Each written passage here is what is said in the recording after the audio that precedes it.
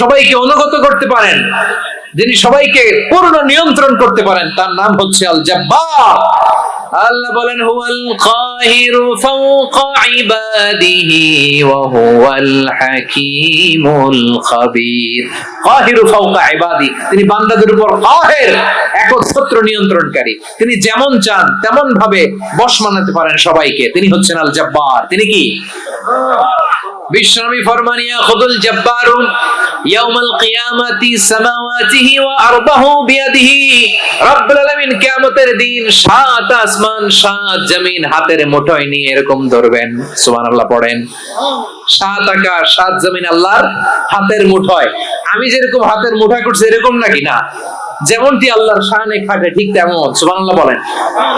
আল্লাহর সাথে কারো তুলনা হয়? তাহলে বলেন তো আল্লাহ দেখতে কার মতো?